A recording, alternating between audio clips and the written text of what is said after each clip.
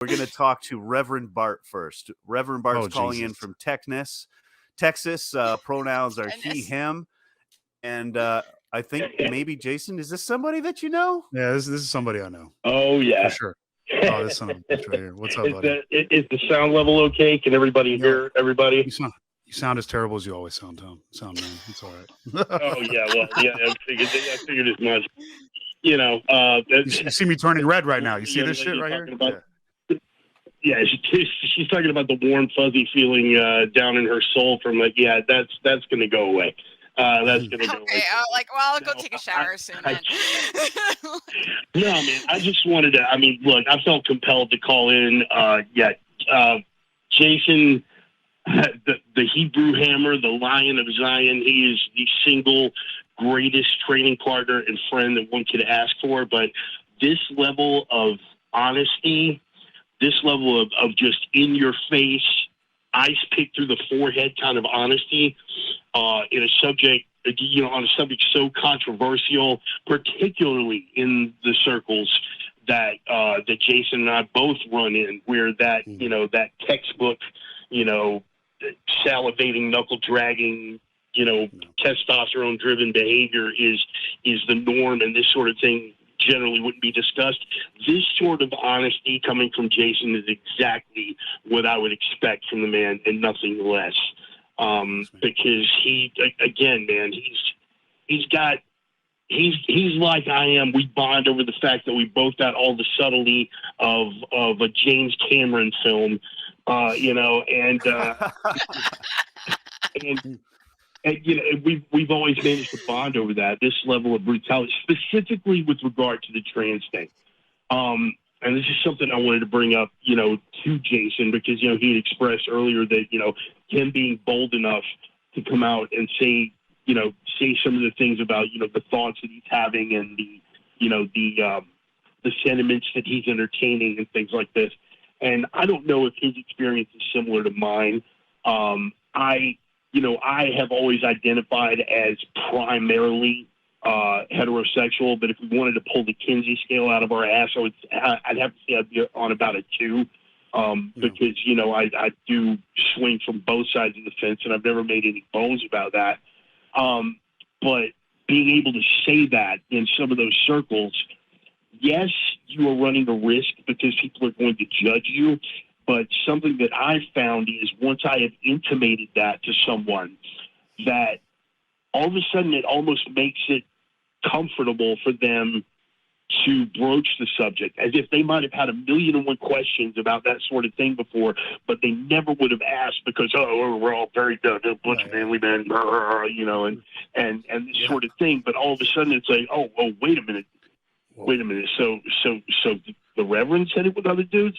Okay, well, I can ask. Okay, because I got this question, and now that someone whose masculinity, quote unquote, could never be called into question, has basically made it okay for these people who may be a little more on the not so courageous side to express those sort of things. And I guess the long and the short of it is, someone like Jason or someone like myself, there's more of an impetus on us.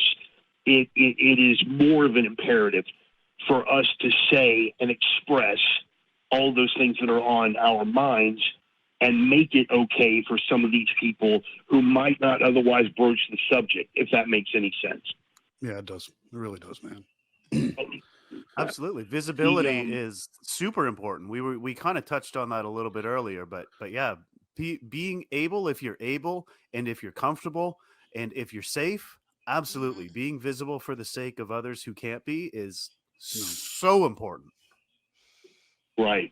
Well, it became more of an impetus. It became more of an impetus on me. The last time I was down in Houston, Jason got to meet my wife, Miss Charlie. Part of the package deal in signing up with Miss Charlie is that her son is, and again, I don't want to make sure I get it right, so I'm going to be like overly descriptive here. Her son is a trans man, born biologically female, making the transition to male. In early adulthood, I should also point that out very specifically. It didn't start like early on. It was like, you know, it was into past adolescence and into early adulthood.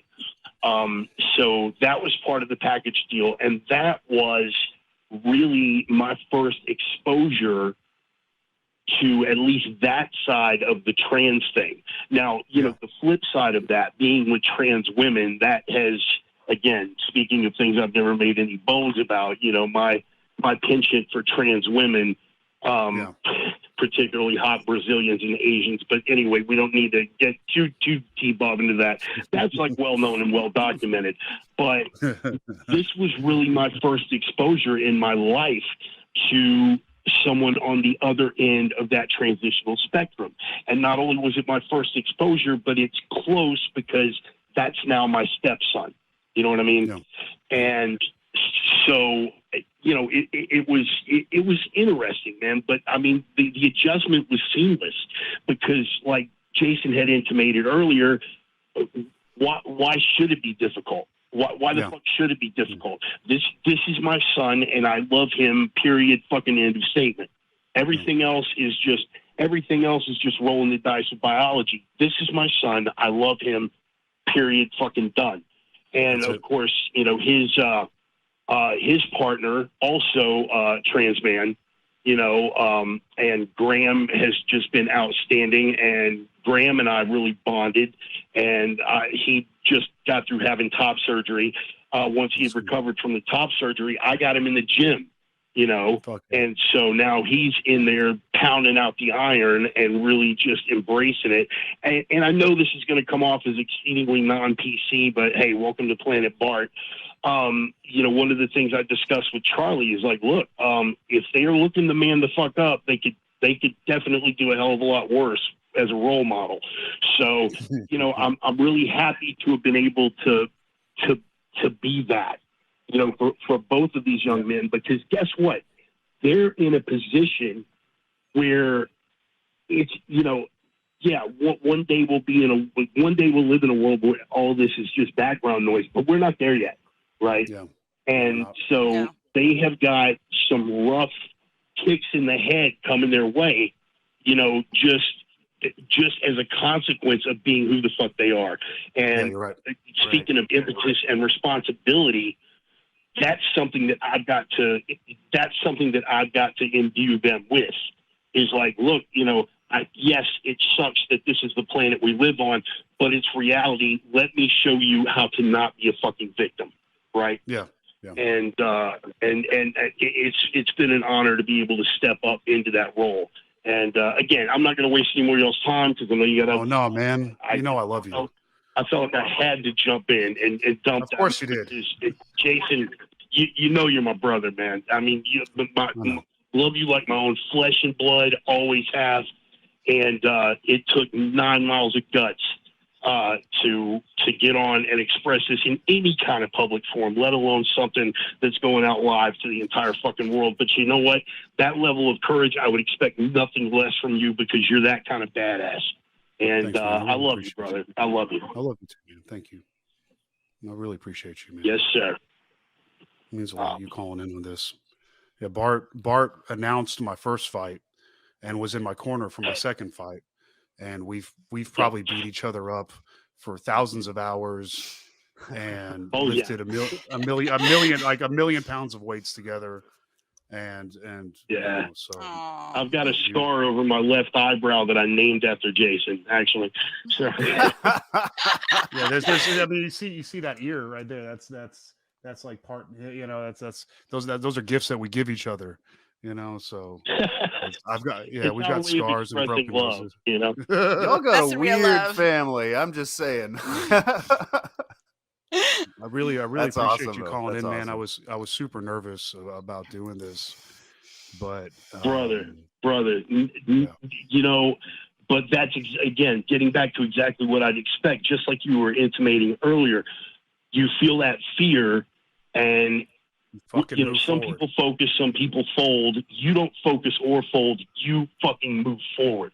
You know, Always forward. it's like into the fray. You get that knot in your guts, and it's like, okay, that knot in my guts is telling me that I'm on the right track, and I need to, knuckle up and just, head down and just keep moving forward. So again, I would expect nothing less.